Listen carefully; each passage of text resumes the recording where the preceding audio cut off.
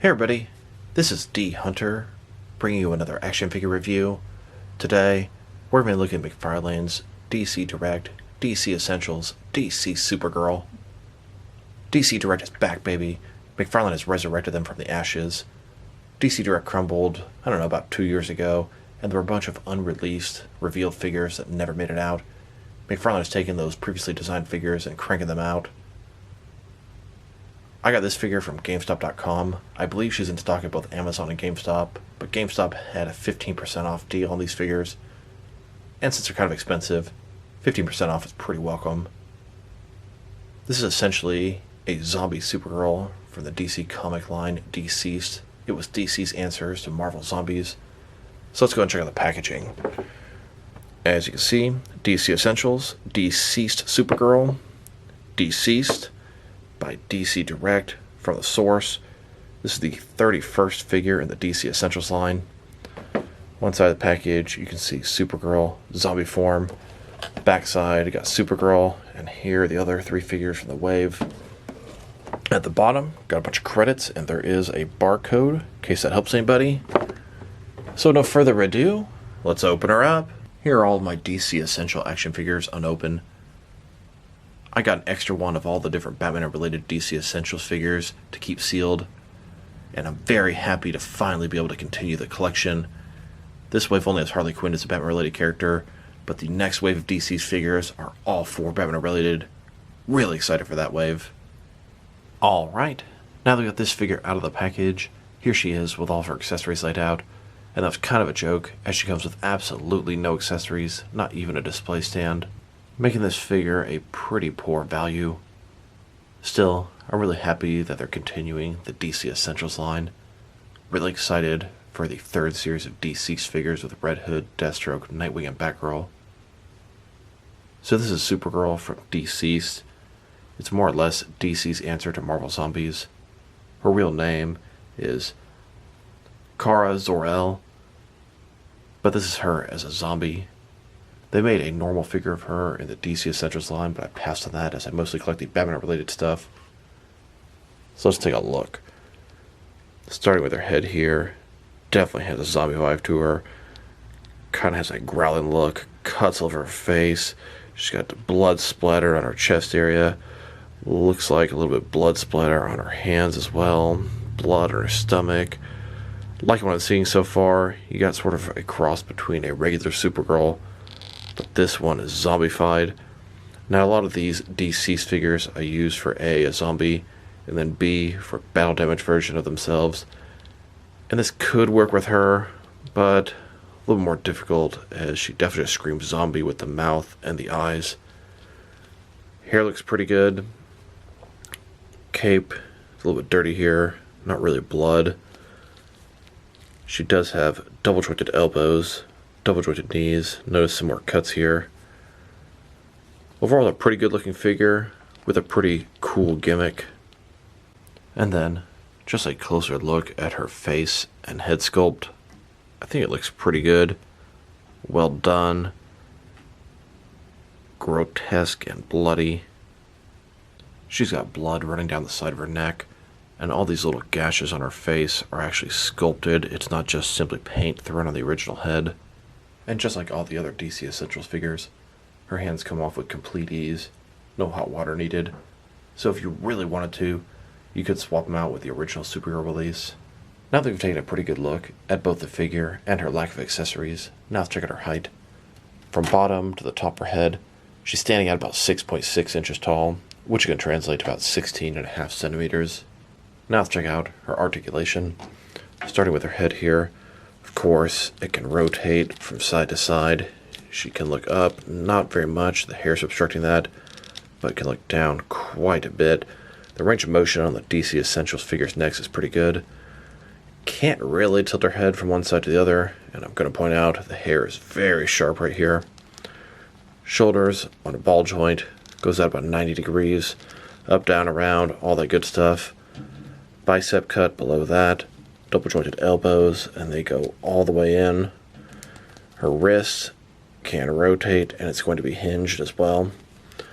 She's got a ball joint in her torso, rotate around, go forward and back, And it's going to be one solid piece from her crotch to her stomach. Legs on ball joints go about this far. They're a little bit obstructed from the skirt. They go forward about that far, back, not much. She's got a thigh cut, double jointed knees, boot cut, then her ankle here, forward and back, can sort of tilt. And I wanted to check out Supergirl's reuse with previous DC Essentials figures. Now, here she is next to Catwoman. They do share a ton of similar parts. So, starting at the bottom, feet, same, boots, same, knees, legs, entire leg is exactly the same. Their hands are different, their forearm, their bicep area, it's all the same. Now, their crotch area and stomach is the same. Their chest and neck area is a little bit different, and of course their heads are different. But the figure is probably 75+% reuse. Harley Quinn and Cheetah also use pretty much all the same parts as Supergirl and Catwoman. Here's a zombie Supergirl with a pack of DC superhero zombies going through the streets of Metropolis. And just a closer look at Supergirl walking through the streets, craving human flesh. Here's a look at Supergirl flying over the skies of Metropolis. And in addition to this being a zombie figure, you can use this as a battle damaged or beat up Supergirl.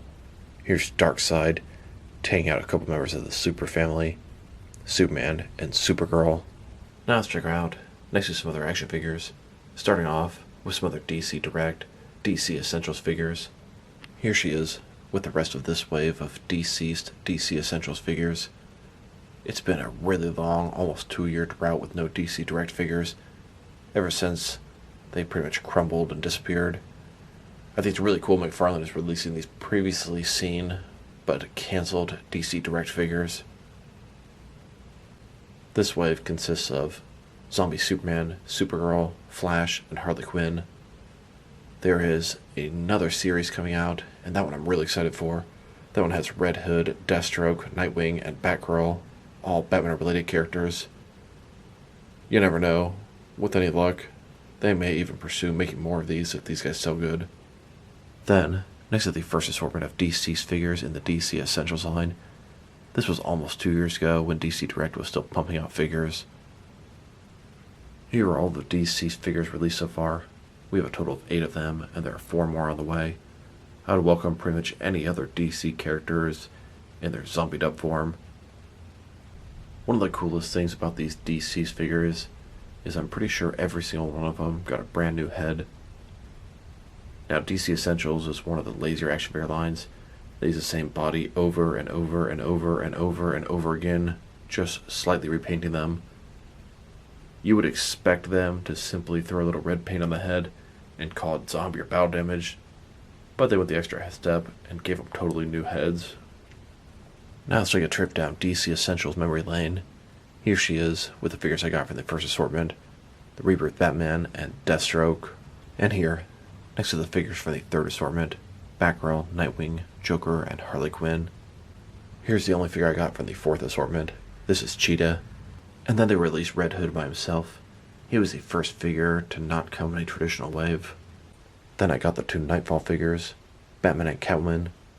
Then they came out with the Rebirth version 2 Batman and the New 52 Nightwing. And then they released their final wave. This was the DCeased wave, only to be continued about 2 years later by McFarlane. Here are all the female figures I have from the DC Essentials line. I definitely wish I'd picked up Wonder Woman. And here's the entire collection of DC Essentials figures that I have. Picked up all the Batman related stuff, and a few others here and there. Looking forward to DCeased Series 3.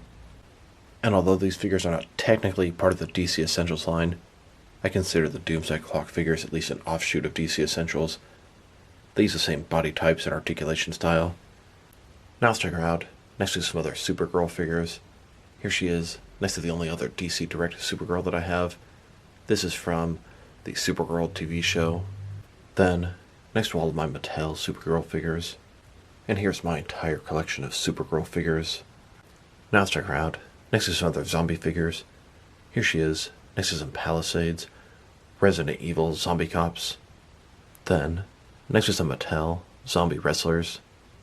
Here she is, next to a Jazzwares Fortnite zombie ghoul trooper. Now let's check her out, next to some action figures from different various companies, to see how she fits in both scale and style-wise, in case you want to know which lines you can mix her with. Since she's a DC Direct figure, they're typically the 7-inch scale. I'm going to start off my comparisons with some of the larger action figure lines I collect, and work my way smaller. But first, we're going to check her out next to some of her DC Direct brothers and sisters. In front of you are 5 different action figures, all from DC Direct, all 7-inch scale. And now, next to some Jakks Pacific wrestling figures. And here she is, next to some DST or Diamond Select toys. Then, with some McFarlane toys. And here, with some NECA figures. Then, next to some Mattel wrestling figures. And now, with some Jazzwares AEW wrestlers. And here she is, next to some Mezco 112 collective figures. Then, next to some Mattel DC Universe Classics and Multiverse figures. And here, with some Mafex figures. Then, with some Hasbro Marvel Legends. And here she is, next to some SH Figure Arts action figures. And finally, here she is, next to some Jazzwares Fortnite figures. Overall, she's a nice figure. Her accessories are non-existent, and that sucks. Her value is not there. She's way too expensive for what you get. But she is a nice figure. Articulation's pretty good. The sculpt and paint job are excellent. I really like the zombie head. The blood spatters are nice too, although she should have a little bit more. If I were to rate this figure, I'm going to give her a 7 out of 10. I'm definitely enjoying her, but she is pretty expensive for what you get. So this is D Hunter. Thank you guys for watching this video. If you liked the video, press like below. If you have anything you want to say about the video, add to the comment section. If you want to see additional action figure reviews from me, press subscribe. I do appreciate when you do that. Once again, this is D Hunter. Thank you guys for watching this video, and I will talk to you guys real soon.